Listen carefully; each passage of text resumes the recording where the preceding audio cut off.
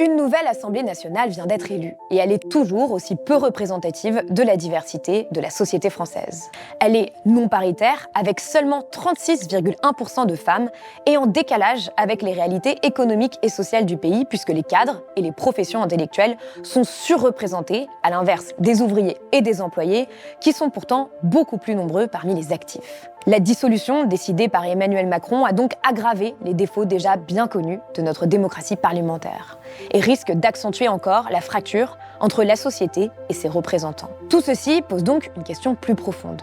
Pourquoi sommes-nous si mal représentés ? Durkheim, le grand sociologue français, disait « La démocratie, c'est la qualité de la relation entre le politique et la société ». Toute la séquence politique des dernières semaines est symptomatique de la profonde crise démocratique que nous vivons et qui pousse tant de personnes à rejeter les politiques, à ne plus leur faire confiance ou à choisir l'extrême droite qui se présente en remède. Alors que faire face à cette démocratie à bout de souffle ? Pour Roger Su, sociologue que je reçois aujourd'hui, il faut un réveil citoyen et une auto-organisation de la société civile. Pour ce professeur, ce n'est pas d'une fatigue démocratique que nous souffrons, mais d'une fatigue des institutions assortie d'une crise de la représentation, mais aussi d'une dérive autoritaire. Il dénonce un décalage entre la conversation politique, médiatique, et ce qu'il se passe réellement dans la société. En bref, notre société est devenue plus horizontale alors que la politique est toujours plus verticale. Il y a une aspiration extraordinaire au changement.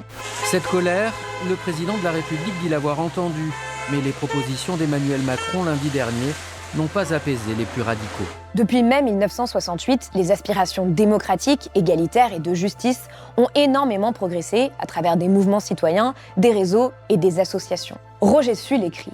La société civile invente de nouveaux codes, de nouveaux médias, une nouvelle économie des connaissances, une nouvelle manière de travailler, de se relier à soi, aux autres, à la nature. Et pourtant, côté politique, il n'y a jamais eu de réponse à la hauteur de cette grande transformation de la société civile. La dynamique de la société s'est heurtée à l'immobilisme des institutions politiques qui n'ont guère changé depuis le début de la Ve République en 1958. Alors comment expliquer un tel décalage ? La société française est-elle en réalité plus à gauche qu'on ne le pense ? Comment créer un réveil citoyen et repenser la citoyenneté ? Réponse tout de suite dans cet entretien Blast avec Roger Su.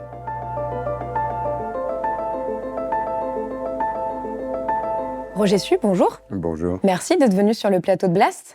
Alors vous êtes sociologue, professeur émérite à l'université Sorbonne Paris-Cité, président du groupe d'experts de recherche et solidarité, membre du conseil d'administration de la Fonda et du mouvement associatif, et vous avez publié en mars 2024 « Pourquoi sommes-nous si mal représentés ?» aux éditions Les Liens qui libèrent, après le spectre totalitaire Repenser la citoyenneté en 2020 et de nombreux autres ouvrages que l'on mettra en description. Pour commencer, si l'on prend un peu de hauteur, comment est-ce que vous analysez la période politique que nous sommes en train de vivre? Que raconte-t-elle plus profondément? Elle raconte que l'extrémisme est le résultat d'une fracture qui n'a cessé de s'aggraver entre la société civile, qui s'estime incomprise, qui s'estime muette. Le mouvement des Gilets jaunes était évocateur, on n'y a pas fait assez attention. Et puis une société politique qui est en réalité beaucoup fermée sur elle-même, mais qui, en plus, a perdu les attributs qui faisaient véritablement sa force. Pas être long, mais l'idéologie.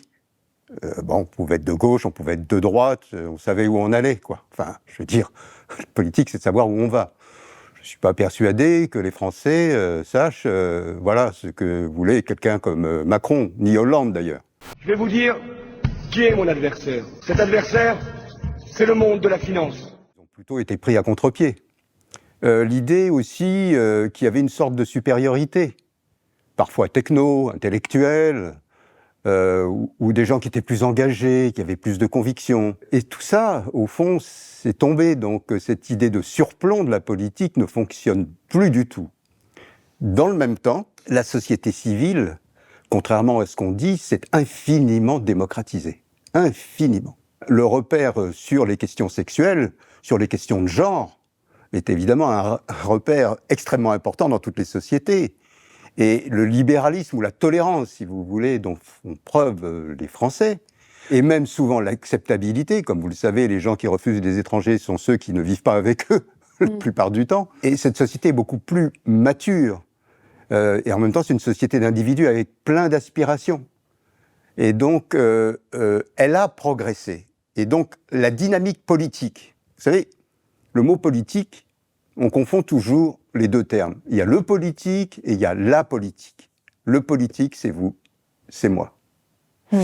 Et ce politique qu'est la société civile, souvent la société civile organisée à travers ses associations, ses syndicats, a progressé énormément. Les gens sont plus éduqués, ils ont beaucoup plus de compétences, ils ont vu beaucoup plus de choses. Donc la fracture, moi je dis, il y a presque un phénomène de ciseaux, vous savez, comme disent les économistes. Il y en a un qui monte et l'autre qui descend.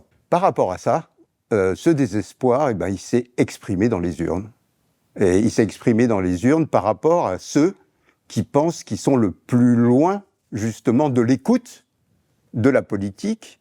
Il y a un terme qui avait été utilisé par Karl Polanyi, dans, vous savez, son grand livre « La Grande Transformation », qui était le désencastrement. Donc, on est dans une société désencastrée, vous voyez, c'est très très fort.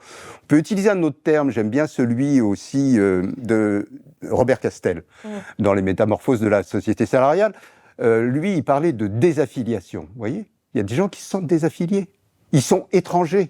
Donc, étrangers à la société, ça veut dire, d'ailleurs, ça renvoie à la question des autres étrangers. Donc, à la limite, les étrangers qui viennent, la peur, c'est qu'ils soient, à la limite, plus intégrés. Souvent, c'est ce qui est dit. Regardez tout ce qu'on donne. Vous savez, il y a un discours, une rhétorique au RN qui est regardez tout ce qu'on donne aux étrangers et qu'on ne donne pas aux Français. Et bien ça participe de ce discours de la désaffiliation. C'est ce que vous dites justement, c'est qu'il y a un peu un gouffre qui est en train de se creuser, notamment depuis mai 68, qui a vu exploser les aspirations de la société civile pour plus de démocratie, d'égalité, de justice sociale. Et cette évolution de la politique, vous le résumez ainsi, quand la société avance, la politique recule. Et finalement, ces dynamiques de la société civile, elles se sont heurtées à l'immobilisme de nos institutions depuis 58. Donc vous, ce que vous dites, c'est qu'on ne vit pas vraiment une fatigue démocratique, mais on vit une fatigue institutionnelle et une crise de la représentation. Écoutez, je ne veux pas passer pour un vieux bobo 68ard, ok boomer, mais 68 a été une explosion qui n'a pas trouvé sa formalisation politique, qui n'a pas trouvé ses débouchés politiques. Ils ont été cherchés, mais bon, c'était Parti communiste, marxiste-léniniste français, l'adoration de Mao, on en est revenu. Donc on n'a pas trouvé ça. Mais ça n'a pas empêché que dans les mœurs, le travail qui a été fait, l'écolo sous les pavés à la plage, plein de choses comme ça, libérez-nous, enfin, la formidable libération. Pensons, le MLF est très très proche, il est en 69, 70, donc le MLF qui a lancé tout ce mouvement d'égalité entre les hommes et les femmes. Je parlais de la libération sexuelle, l'acceptation de l'homosexualité qui aurait paru complètement incroyable il y a 50 ans. Enfin, ce mouvement-là n'a pas trouvé sa cristallisation politique, c'est-à-dire n'a pas trouvé le moyen de créer moi, ce que j'appelle un niveau méso, vous voyez ? Alors, si on veut faire une pyramide, bon, allez, la politique en haut, la société civile en bas. Mais je rappelle que dans une démocratie, c'est le bas qui devrait gouverner le haut et pas l'inverse. Donc, on est à rebours, surtout avec quelqu'un comme Macron, on est à rebours, véritablement, de la démocratie. On est sur une démocratie qui marche sur la tête. Et tout le monde s'en aperçoit. Et donc, ça exaspère. Et comme il n'y a pas eu... Comme la promesse de gauche, au fond, n'a pas été tenue, elle n'a pas été tenue pour cause de rigueur, pour cause de Hollande, pour cause de tout ça, elle n'a pas été tenue, elle n'a pas été revivifiée dans sa forme démocratique, qui n'est pas simplement la question du pouvoir d'achat, qui n'est pas simplement celle de l'inflation, qui n'est pas simplement celle des services publics, encore que les services publics, j'espère qu'on y reviendra, parce que c'est une chose qui me paraît absolument capitale, qui n'a pas été prise dans une nouvelle forme institutionnelle. Au contraire, la principale réforme que l'on a faite, comme vous le savez, ça a été de mettre les législatives, de les accoler avec le quinquennat au présidentiel. Ce qui a au contraire verticalisé un peu plus la politique au moment où la société s'horizontalisait. D'ailleurs, on peut le résumer de manière aussi simple que ça. La société s'horizontalise, car on n'a pas vu que l'individualisation crée une égalité subjective incroyable entre les individus. Les gens se prennent pour des égaux, ils n'ont pas tort d'ailleurs d'une certaine façon.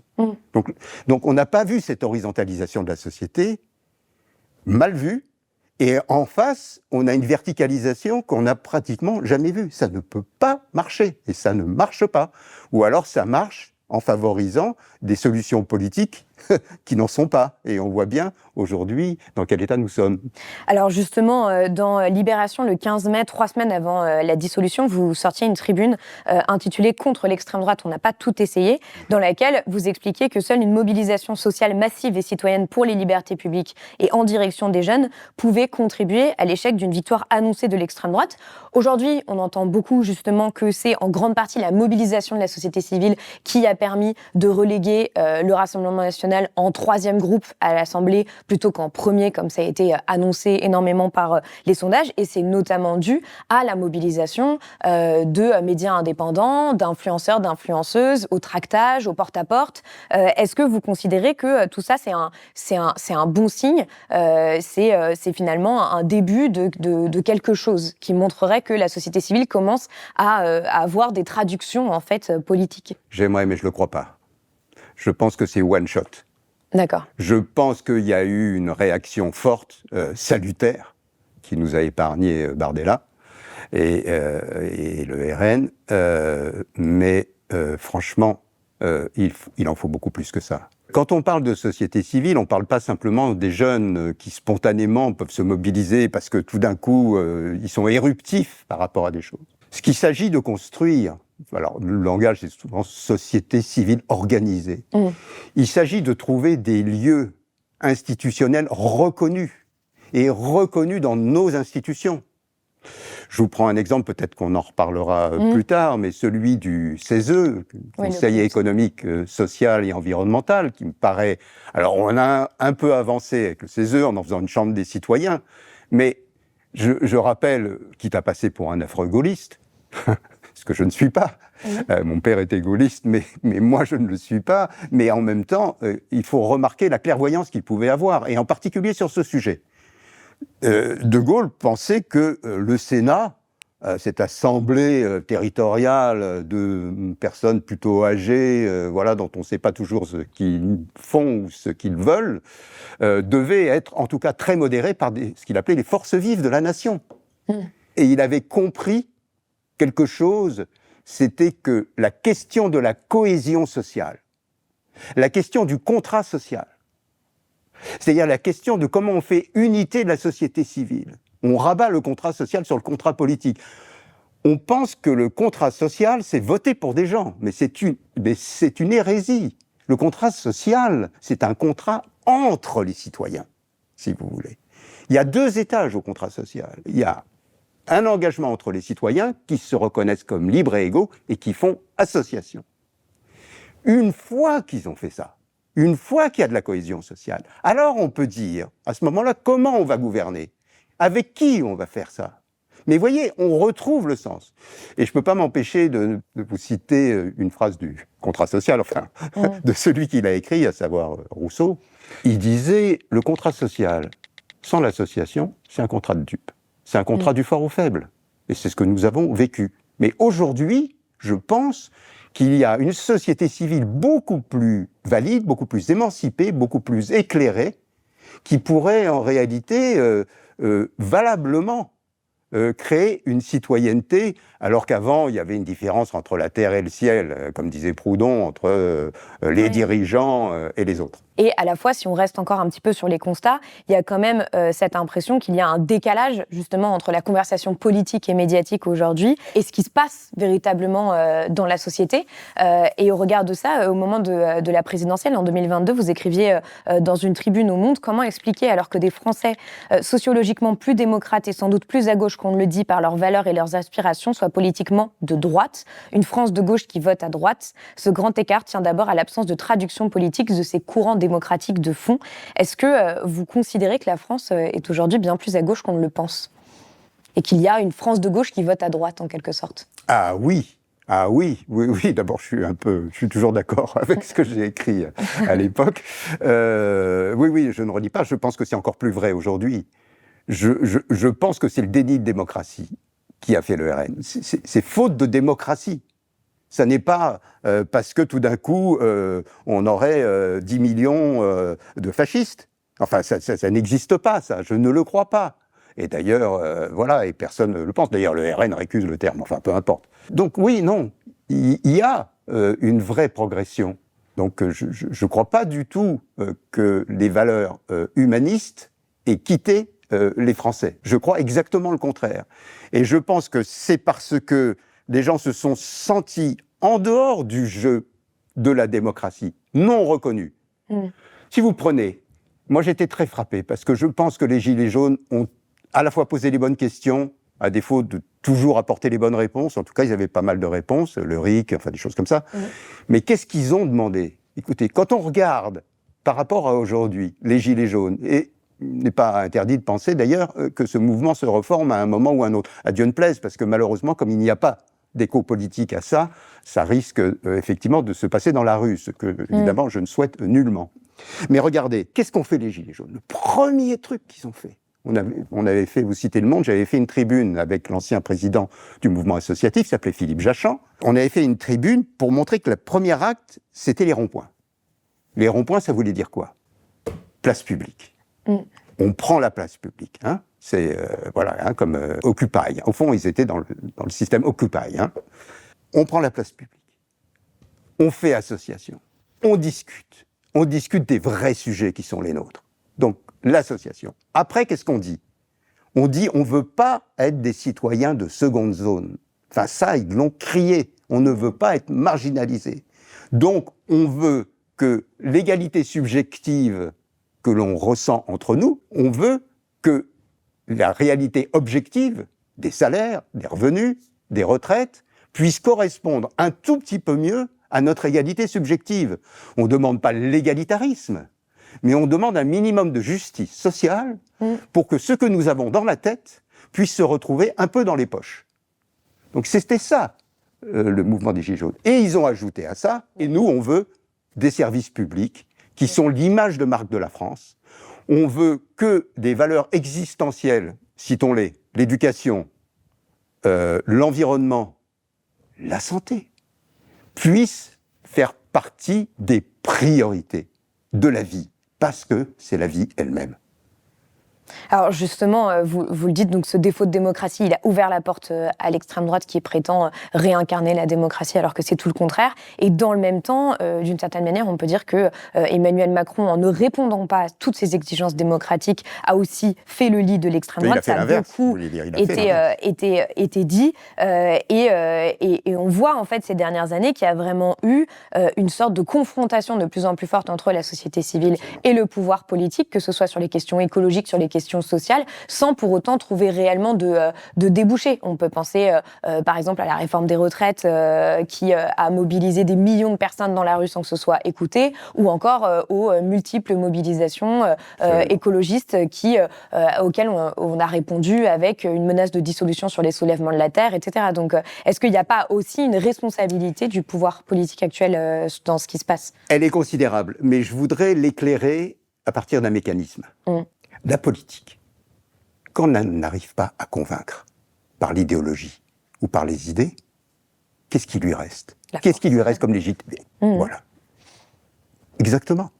Qu'est-ce qui lui reste comme légitimité? La légitimité qui lui reste, c'est la force. Vous y allez un peu fort peut-être, mais disons les pouvoirs régaliens. Justice, police, etc. Mais vous dites que, par exemple, avec Emmanuel Macron, l'ordre et le régalien ont été substitués à la même avant, même avec Hollande. C'est un mouvement, c'est un trend de déficit de la politique. D'une certaine façon, Macron est l'acmé d'une droite-gauche chancelante inaugurée par Hollande qui a fait ce déficit incroyable. Regardez, on peut remonter même à Sarkozy, regardez le nombre, je pourrais même pas le dire, combien de lois sécurité et liberté y a-t-il eu? Combien y a-t-il? Et si vous me permettez une référence à un grand philosophe, vous connaissez sûrement, Louis Althusser, il disait « l'État, il marche sur deux pieds ». Il disait d'un côté, il y a les appareils idéologiques d'État, donc la presse, le discours politique, les médias, etc. De l'autre côté, il y a les appareils répressifs d'État. C'est les deux pieds. Moins il y a de l'un, plus il y a de l'autre. Ne cherchez pas.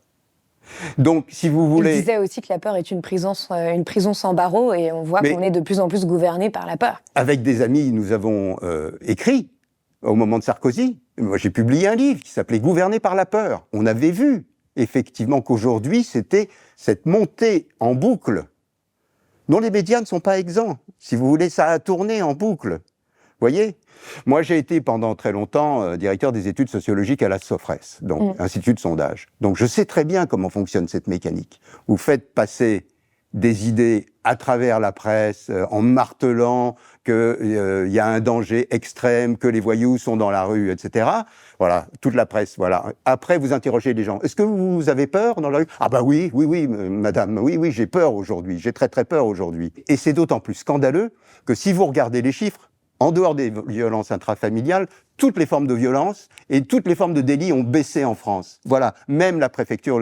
Donc, il y a eu vraiment une entreprise de décervelage de la part du politique pour conserver cette idée qu'il avait le pouvoir et que heureusement qu'il était là parce que sinon ce serait la guerre de tous contre tous. Eh bien, c'est faux. C'est exactement l'inverse qui s'est passé. Dernier exemple qui me tient beaucoup à cœur, ça a été sur la loi, vous savez, sur les principes républicains. Le contrat d'engagement républicain. Alors, notamment. oui, vous me devancez, exactement. Écoutez, c'est incroyable. On demande aux associations de respecter le drapeau, le sifflet, le machin, etc., tout en donnant, au fond, au préfet, un pouvoir de dissolution. C'est ni plus ni moins. Donc on revient sur la loi de 1901 d'une certaine façon, qui était que, effectivement, si vous êtes une association d'extrémistes, eh ben il y a des tribunaux pour ça. Il y a des tribunaux qui en jugent et on dissout l'association. Il ne s'agit pas, effectivement, de faire n'importe quoi. Mais que, a priori, un préfet puisse suspendre une association parce qu'elle ne plaît pas à tel ou un tel, et ce droit, d'ailleurs, de dissolution du ministre de l'Intérieur, je ne sais pas d'où il sort. En fait, il sort de 36, mais enfin, c'est notre histoire. Mais je le trouve totalement abusif. Et ce contrat républicain, qui est une espèce d'épée de Damoclès sur toutes les associations, en tout cas les associations qui reçoivent quelques subventions, je le signale en parenthèse, qui depuis 10 ans ne cesse de baisser, est véritablement inique. On revient presque à un régime d'autorisation, vous savez. Pendant longtemps, avant la loi de 1901, il y avait un régime d'autorisation. Ah, si vous voulez vous réunir librement, il fallait demander l'autorisation à la préfecture. Alors justement, face à cet arsenal de lois qui contraignent de plus en plus la démocratie, mais aussi la montée de l'extrême droite, vous appelez aujourd'hui à changer de culture politique par le bas, par le renouveau citoyen pour une réelle démocratie et à cette idée de réconcilier la dynamique politique de la société civile avec sa représentation politique. Comment est-ce que vous imaginez ça aujourd'hui ? Comment est-ce qu'on peut reconstruire ? Comment la démocratie, elle peut se reconstituer autour d'une nouvelle citoyenneté ? Il s'agit de trouver et de donner à la société civile la possibilité de s'auto-organiser à travers ce que l'on a connu, à travers ses syndicats, à travers ses mouvements citoyens et surtout à travers ses associations. Je vous le rappelais, l'association est la base de la démocratie. Je rappelle toujours que c'est l'association qui fait la démocratie et pas l'inverse. C'est parce que les Grecs se retrouvent comme une forme d'association qu'ils inventent. C'est une invention, la démocratie. Ils inventent ça. Je pense qu'il faut qu'il y ait une grande politique associative. Verdict de la Cour des comptes, il y a 2 ans. Il n'y a pas de politique associative en France qui soit raisonnée. Pire que ça, la politique associative n'a cessé d'être abaissée en termes de financement, en termes de reconnaissance. Et pour moi, c'est vraiment ça, le point nodal. Faire association. Et faire association, ça veut dire, par exemple, c'est permettre d'organiser une trajectoire civique tout au long de la vie. Je ne sais pas si on va parler de l'éducation, mais... Bien sûr, non, l'idée c'est aussi de voir par quoi est-ce que ça passerait, finalement, ce renouveau démocratique. Voilà, ça passe par une vraie trajectoire civique. Cette trajectoire civique, elle commence dès l'école. Je n'ai jamais compris. Alors, je suis un peu influencé parce que j'ai vécu très longuement à Copenhague, au Danemark, et donc, je trouvais que ces gens-là, ils avaient probablement des défauts, mais ils avaient quand même 20 ans d'avance sur les Français. En tout cas, en matière associative. Il n'est pas question, il y a une culture associative de base, dès l'école. Et c'est comme ça qu'ils font de la culture civique. Nous, on en est à se dire, ah tiens, ce serait bien, dixit Macron, ce serait bien de faire un peu plus d'instruction civique. Mais attendez, est-ce que c'est le problème d'apprendre le civisme à travers les livres ? Le civisme, il se prend à travers les conseils municipaux d'enfants. Il s'apprend à travers les junior associations. Il s'apprend sur le terrain. Il s'apprend sur des compétences expérientielles. Le civisme, au fond, d'une certaine façon, il s'apprend pas. Il s'éprouve. Enfin, on ne peut pas l'enseigner. Je veux dire, c'est pas un cours ex cathedra. Et il faut qu'il y ait une continuité. Moi, j'étais pas contre le SNU. Je pense que, alors, il faudrait le délivrer de ses oripeaux militaristes et en faire quelque chose de complètement civique. Mais cette idée, au fond, qui est une acculturation du service civique, je vais vous donner un exemple. Malheureusement, c'est pas assez généralisé. J'ai présidé dans mon université l'engagement étudiant. C'est-à-dire des étudiants qui avaient des responsabilités associatives. Mais si vous saviez ce qu'ils ont amené, y compris dans des organismes comme la Croix-Rouge, ce qu'ils ont pu faire. Et après, vous avez ces étudiants qui viennent vous voir, qui disent merci Monsieur Su, parce que franchement, ça m'a aidé dans mes études, c'est formidable, j'ai développé des tas de choses, des tas d'idées, des tas de sujets de recherche, etc. Enfin, la richesse, elle dépasse les murs de l'école, elle dépasse les murs de l'université. Donc il faut aller la chercher dans des formes civiques. Après, par exemple, il y a effectivement le service civique, tout le monde s'accorde. Alors à droite, à gauche, pour dire c'est génial, c'est génial. Mais pourquoi les jeunes ? Pourquoi seulement les jeunes ? Pourquoi est-ce qu'on n'ouvre pas largement le service civique sous forme de volontarisme ? Vous voyez ? Nous, on fait bénévole, volontaire, pour nous, c'est une opposition. Dans tous les autres pays, c'est mixé.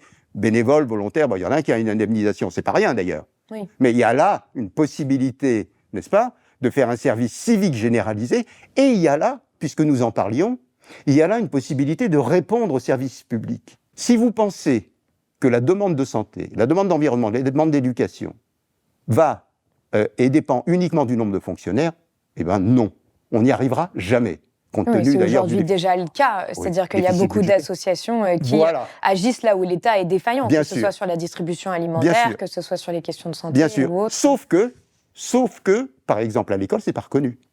Ce que vous faites dans les cités éducatives, qui est une merveilleuse, au fond, innovation, les cités éducatives, où on a dit, on apprend, etc. Mais c'est où dans le livret scolaire, cette affaire ? Elle est où ? Elle est reconnue par quoi ? Il n'y a que l'école qui juge, au fond, de toute votre personnalité. Alors que votre personnalité, elle est multiple, vous avez multiples compétences, donc il faut trouver les occasions pour que les jeunes puissent s'épanouir. Vous voyez, pas simplement parce que papa a fait Sciences Po, donc je suis sûr que moi je vais faire des études supérieures. C'est un scandale, nous sommes maintenant dans une école notre école a été bâtie par Condorcet sur le principe de l'égalité. C'est la principale matrice de toutes les inégalités. Comment est-ce que les Français peuvent accepter ça ? Et donc c'est pas l'école qui va être la réponse à sa propre crise. Donc il faut trouver des moyens pour que le champ éducatif soit un champ suffisamment organisé et large, et je pense que le civisme a toute sa place. Il y a donc une réponse à travers cette trajectoire civique, il y a une double réponse. Il y a une réponse à faire d'une société civile une société plus civique. Donc moi je suis peut-être qu'on en parlera, pour le définir plus précisément, je suis pour une nouvelle citoyenneté, une société évidemment plus associative et dans lequel la question du volontariat et des services publics s'ouvre largement. Je vous prends un dernier exemple, les tiers-lieux de santé. Les tiers-lieux de santé qui marchent pas mal dans des régions, alors qui au départ étaient plutôt des régions déshéritées sur le plan du nombre de médecins, mais qui ont dit on va s'organiser, on va se grouper pour pouvoir se remplacer, etc. Pour répondre aux déserts médicaux. Exactement, oui. Voilà. Donc des infirmières, des psys, mais dedans il y avait autant de volontaires, il y avait des pères aidants, il y avait des volontaires de l'UNIOPS, enfin il y avait des tas de bénévoles, il y avait les parents, voilà. Donc la santé, c'est pas un médecin. La santé, c'est une chaîne.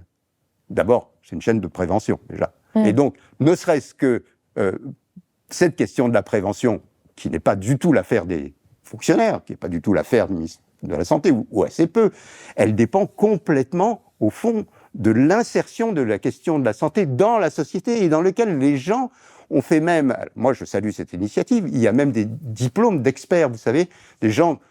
Qui peut le mieux parler d'une maladie que celui qui l'a eue ? Il a une expertise. Rappelons l'histoire du sida. Qu'est-ce qui a permis de vaincre le sida ? Bien sûr que ça a été la recherche médicale, mais elle s'est fondée sur quoi ? Elle s'est fondée sur les 3 grandes associations qui ont lutté contre le sida, qui ont proposé des protocoles de recherche, qui ont dit voilà exactement ce qui se passe, voilà comment on peut avancer.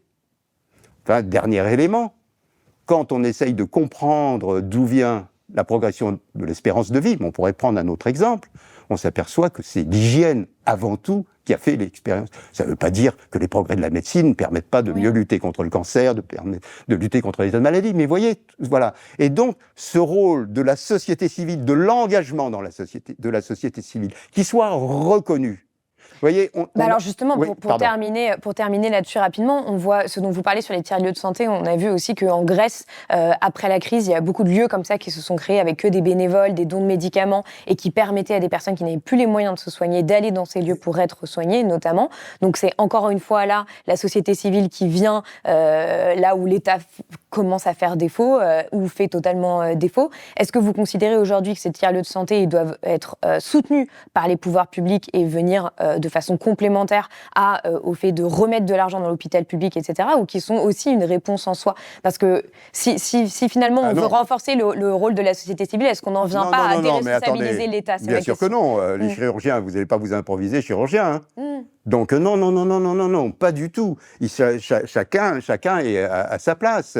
Mais vous savez... Donc il s'agit aujourd'hui d'avoir un soutien financier de l'État sur ces tiers-lieux de santé pour qu'ils se développent plus largement. Mais bien sûr, il s'agit de permettre aux gens de trouver des formes d'engagement qui peuvent être en même temps des compléments de rémunération à un moment où le travail devient un travail plus intermittent, plus partiel, etc. Donc il y a une forme de désagrégation du travail aujourd'hui. Le nouveau travail qui est en train de se manifester, au fond, c'est la possibilité de participer de la production du bien commun. Je vous fais d'ailleurs remarquer l'évolution sémantique qu'il y a entre service public et bien commun. Bien public, bien commun. Le fait qu'aujourd'hui on adopte volontiers cette dénomination de bien commun montre bien, c'est commun, c'est-à-dire que nous devons tous, quelque part, y mettre la main. Vous voyez ? Alors, c'est pas une obligation, mais si on vous y incite. Je pense par exemple, il y avait eu une très bonne innovation qui était le compte d'engagement citoyen. Vous savez, il y a eu à un moment cette idée, votre vie c'est un CPA, un compte personnel d'activité, on va comptabiliser votre travail, votre formation, vos machins, etc. Et à l'intérieur de ce compte, il y avait un CEC, compte d'engagement citoyen. Je trouvais que c'était une très très bonne idée. Je le dis d'autant plus que, voilà, c'est pas une idée qui venait spécialement de gauche, c'était une idée, consensuelle. Qu'est-ce qu'on en a fait ? Rien. Qui sait que ça existe ? La récompense que l'on a, on avait proposé par exemple qu'il y ait des droits sociaux, des trimestres de retraite, enfin des choses, des formes de reconnaissance. Les gens veulent être reconnus, ils veulent bien donner, mais ils veulent quand même qu'il y ait une forme, vous savez, c'est la fameuse formule maussienne, donner, recevoir, rendre. C'est ce cercle-là que peut organiser les associations. Malheureusement, ce CEC, il donne quelques heures de formation à des gens qui ont fait des heures et des heures et des heures de bénévolat. Enfin, ça n'a pas de sens. Je me souviens encore de Marlène Schiappa, et là, j'avais discuté avec elle, elle me dit « Oh, j'ai une très très bonne idée pour les bénévoles, on va leur donner une médaille. » Franchement, je lui ai dit « Attendez, d'abord, ça existe, l'Ordre national du mérite existe, donc... vous voyez, donc il y a toute une politique de la société civile. La politique, ça devrait être ça, d'ailleurs. Après, qu'il y ait des gens qui font des lois, qu'il y ait des gens qui organisent, des gens qui ont le dernier mot, finalement. Après tout, ils sont élus, et on ne va pas remettre en cause la démocratie représentative. Mais la démocratie contributive et associative, elle est aussi importante. Donc le premier mot, il doit venir là. Moi, je dis souvent, un peu par provoque, excusez-moi, on peut faire un peu de provocation, je dis souvent, comme le disait l'abbé Sieyès au moment de la Révolution française, la France ne sera pas une démocratie, ce sera un régime de représentation. C'est vous dire comment, à l'époque, on pensait que la seule démocratie valide, c'était la démocratie directe, au fond, qui s'exprimait tout de suite, c'était cette idée-là. Moi, je dis, effectivement, démocratie représentative, quelque part, c'est un oxymore. Démocratie associative, quelque part, c'est un pléonasme. Donc, c'est de ça dont il faut repartir. Alors justement, vous expliquez que pour remettre la démocratie dans le bon sens, il faut écouter les demandes de participation citoyenne. Il y a eu quelques expériences ces dernières années, mais qui ont des résultats plus que mitigés. On peut penser au grand débat dont les conclusions n'ont jamais vraiment été entendues, ou à la Convention citoyenne pour le climat, qui avait vu 150 citoyens tirés au sort proposer des mesures extrêmement ambitieuses qui, pour beaucoup, ont été détricotées par le gouvernement, ou à la Convention citoyenne sur la fin de vie. En quoi est-ce que aujourd'hui, selon vous, il faudrait aller plus loin? Parce qu'on voit qu'il y a des revendications pour une convention citoyenne pour la démocratie, la demande de mise en place d'une constituante pour aller vers une 6e République et réécrire notre Constitution. Qu'est-ce que vous pensez de tout ça, et en quoi, oui, pour vous, il faudrait aller plus loin? Je pense que ce sont des symptômes. Donc c'est des symptômes intéressants. C'est des symptômes de gens qui se disent on ne va pas pouvoir continuer comme ça. Donc, mais regardez l'exemple le plus flagrant de ce que l'on pourrait appeler, entre guillemets, de la récupération, et de la récupération purement politique. Regardez, un président considère qu'il se met à un pupitre, il crée un truc qui s'appelle le CNR, et il discute... Le Conseil national de la refondation. Voilà, Conseil national, par homologie avec le Conseil national de la résistance à la libération. Enfin, c'est pas ça. Alors, les conventions citoyennes, moi, j'ai rien contre. Mais je reviens à mon mot, symptôme. C'est un symptôme de quelque chose qui devrait être beaucoup plus profond et qui partent, non pas du haut, mais qui partent du bas. C'est toujours la même histoire. Qui partent du bas et qui s'auto-organisent à travers les associations. Vous savez, les associations, elles savent s'associer. Il y a ce qu'on appelle des têtes de réseau, il y a même un mouvement associatif dans lequel les gens discutent, etc., et font sortir des aspirations. Mais elles viennent de la société civile, elles ne sont pas téléguidées par un homme politique, par un quelconque expert, etc. Elles s'enracinent. Vous savez, la grande vertu de l'association, c'est le passage privé-public. C'est-à-dire comment votre problème, à vous, privé, vous avez un problème privé, je ne sais pas lequel, mais tout le monde a des problèmes. Vous dites ce problème-là quand même, je suis sûr qu'il y en a d'autres qui ont le même problème. Je vais créer, ou je vais aller dans une association où je vais être entendu. Et là, je vais discuter. On va me dire, non, mais attends, tes problèmes, tu vois, il faut plutôt les prendre comme ci, comme ça. Je vais faire de l'opinion et de la délibération. Je vais faire du débat. Je fais de la démocratie. Et je démocratise la société civile. Après, lorsqu'on est arrivé à un consensus, et que ce consensus permet d'être représenté, par exemple, on parlait du CESE, à travers le CESE, ou comme vous le savez, il y a un droit de pétition sur le CESE dont le nombre devrait être encore un peu plus abaissé pour permettre aux citoyens de saisir le CESE. Mais malheureusement, ce CESE, au fond, ils font des saisines, ils font de merveilleux rapports, mais... Écoutez. Voilà. Oui. Non, ils n'embrayent pas sur le vrai régime parlementaire. On dit que c'est la 3e chambre de la République. D'abord, moi, je pense que ça devrait être la 2e chambre plutôt que celle le Sénat, ça, je le dis franchement. Je pense que les forces vives de la nation, elles sont au CESE. Et je pense que ce CESE devrait avoir un droit de tirage sur l'ordre du jour parlementaire, par exemple. Dire, attendez, nous, il y a tous les citoyens, etc., qui viennent des associations, etc., ils ont mis ça, on ne va pas attendre que le gouvernement saisisse le CESE sur une question qui est la leur, on va faire le contraire. On va se dire, tiens, il y a eu des millions de personnes qui se sont posées cette question, qui est partie de votre petite question. Elle est partie de votre petite question. Elle a monté, elle a augmenté, elle est partie par le haut, et elle revient, et voilà. Et on va débattre de ça. Vous voyez, ça a une toute autre portée que l'organisation d'une convention citoyenne, même si elle apporte des choses, encore une fois, je ne dénie pas ça, mais je le prends comme un symptôme. On est très, très, très loin du compte par rapport à un régime démocratique qui permettrait à la société civile d'être civique, c'est-à-dire de représenter le politique. J'y insiste. Le politique, c'est la société civile. Ce ne sont pas les élus. Les élus, c'est la politique. Et ils sont là au service du politique. Et ils doivent d'abord s'efforcer de trouver les moyens. Donc moi, si j'avais... Écoutez, je veux pas être critique du nouveau Front populaire, franchement, mais c'est vous dire la distance, même par rapport à des gens qui s'estiment progressistes. Et beaucoup d'entre eux le sont, les écolos, vous voyez, voilà. Il n'y a pas un mot. Il n'y a pas un mot sur les associations. Il n'y a pas un mot. Il n'y a rien. Il y a un mot. Supprimons, parce que ça, ils l'ont entendu quand même, supprimons le contrat républicain. Donc c'est salutaire que ce programme qui a été fait à la va-vite, il faut bien le reconnaître, puisse mettre ça en avant, mais qu'il n'ait pas compris que le problème, c'était... Alors, il y a le RIC aussi. Donc, le RIC, qui avait été d'ailleurs initié par les Gilets jaunes, mais vous voyez, qui n'est pas en grand, nous...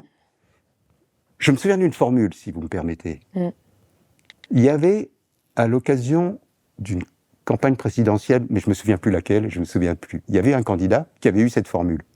Les autres veulent prendre le pouvoir, moi je veux vous le rendre. Donc c'était démagogique. Mais au fond, c'est ça le programme. Si on prend ça au sérieux, et pas simplement comme une formule démagogique, vous voyez, votez pour moi parce que je ne vais pas faire ce que je dis. Mais si on prenait ça au sérieux, si on se disait la première chose à faire, c'est de refaire de la cohésion sociale, c'est de refaire de la civilité, c'est de refaire du civique, c'est de reconstruire du politique. Je vous assure qu'on n'aurait pas les mêmes problèmes. La France est un pays qui a mis la politique plus que d'autres pays, par exemple le Danemark, je vous citais le Danemark que je connais très bien, mais on pourrait citer bien d'autres pays européens, qui a survalorisé la question politique. Nous sommes, comme le disait Maurice Duvergy, dans une monarchie républicaine, dont l'incarnation parfaite est Emmanuel Macron. Monarchie républicaine, il avait bien vu le truc. Et au fond, on n'aurait pas dû couper la tête du roi, ça a été une bêtise, parce que les monarchies constitutionnelles sont beaucoup plus équilibrées, au fond, politiquement, parce qu'ils n'ont pas besoin de jouer au symbole de l'homme qui résout tout. Ils ont leur roi, comme ça, voilà, qui fait l'unité symbolique du pays, c'est très bien, ça suffit. Mais nous n'avons pas du tout cette culture-là. Et quand j'entends certains de mes camarades qui disent « on va faire la proportionnelle, ça va tout régler », vous voyez, c'est la question qui va se poser, probablement que la proportionnelle va passer, mais je signale d'ailleurs que si la proportionnelle passait, ce serait le RN qui occuperait tous les postes. Faut bien voir. Tous les postes, faut peut-être pas exagérer, mais en tout cas, oui, qui serait plus représenté. Enfin, voilà, en tout cas, la question du Premier ministre ne se poserait pas. Oui. Donc, il faut savoir ce qu'on fait aussi. Mais la proportionnelle ne résoudrait pas le problème, parce qu'il y a un problème de culture chez nous. La culture politique, même si on prend l'Allemagne, elle a des paratonnerres, comme les Länder. Les gens ont l'impression quand même que quelque part, un Länder, ça a une puissance. Ils ont une vie associative beaucoup plus développée que nous. Ils ont des formes fédératives plus développées que nous. Ce que je veux dire, c'est qu'ils ont une société qui, culturellement, part du bas. La France, elle s'est construite par la tête. Dès le départ. Elle s'est construite par la royauté, comme vous savez, et après, ça s'en est suivi, les empereurs, etc. Beaucoup d'autres pays, je pense au Danemark, mais je pense à l'Allemagne, se sont construits par le bas, et ont gardé quelque part cette idée que c'était le bas qui devait, au fond, si ce n'est commander le haut, en tout cas impulser la politique. Vous voyez, moi je ne dis pas du tout que c'est la société civile qui doit régenter la politique. Je dis simplement, encore une fois, le premier mot, il doit venir de là, il doit être entendu, il doit être organisé, et il doit arriver jusqu'aux oreilles de ceux qui détiennent le dernier mot. Alors justement, pour terminer, vous parlez de 6e République citoyenne et d'auto-organisation de la société civile. À quoi ça ressemblerait ? À quoi notre société ressemblerait, notre quotidien ressemblerait si on suivait vos recommandations d'avoir justement une société civile qui est beaucoup plus forte, qui est beaucoup plus reconnue ? Ça ressemblerait à une société à la fois du débat, de l'information, parce que, soyons clairs, beaucoup votent sans vraiment savoir pour qui ils votent, et pour quoi faire, et pour quel programme. Donc je pense, comme le pensaient les révolutionnaires de 89, avec Condorcet et d'autres, que le premier problème, c'est d'éclairer l'opinion. Et éclairer l'opinion, c'est pas uniquement les médias, et surtout ça dépend de quels médias on s'adresse. Il faut organiser ce débat. Il faut que les gens puissent débattre. Il faut, comme le disait Rousseau, qu'ils puissent opiner, c'est avoir une opinion. C'est un vrai travail. Si vous voulez, la démocratie, et surtout la citoyenneté, c'est une action. C'est participer de. Et c'est pas une élection, c'est participer de. Donc, débattre, délibérer en permettant à la société civile organisée de s'exprimer, retrouver une meilleure articulation avec le politique. Et au fond, je suis en train, finalement, de vous donner un peu la définition, peut-être, que je souhaiterais pour la nouvelle citoyenneté. Une espèce de citoyenneté, ce serait, au fond, faire association, Donc se trouver dans un état où les égalités subjectives sont vécues comme telles, avec les moyens derrière pour qu'il n'y ait pas trop grande différence entre la terre et le ciel, en tout cas en termes monétaires et de revenus, premier point. Deuxième point, citoyen à l'origine, ça veut dire acteur de la cité. Donc soyez acteur de votre cité, soyez acteur du bien commun. Donc nous avons des tas de choses à faire ensemble pour le bien commun, compte tenu du déficit des services publics. Et il y en a des quantités, le lien social, l'environnement, on en a parlé. Et la troisième mission, c'est l'organisation qui permet la meilleure articulation entre la société civile et la société politique. C'est comme ça, la démocratie. C'est pas simplement des institutions, un gouvernement, c'est de l'action. Merci beaucoup, Roger Sude, d'être venu sur Blast. Merci de votre invitation. C'est la fin de cet entretien, j'espère qu'il vous a permis de mieux comprendre une des réponses à apporter à la crise démocratique que nous vivons. Comme à chaque fois, je vous mets plusieurs liens en description pour aller plus loin. Et je vais, bien sûr, continuer à traiter ces enjeux démocratiques à la rentrée tant ils sont essentiels. N'hésitez pas à partager cette vidéo autour de vous et j'en profite d'ailleurs pour vous dire que tous les entretiens Blast sont aussi disponibles en podcast sur toutes les plateformes. Allez les écouter. Blast est un média indépendant et nous avons toujours besoin de votre soutien pour continuer à informer librement. Alors, si ce n'est pas déjà fait, abonnez-vous ou faites un don sur blast-info.fr. À très vite sur Blast.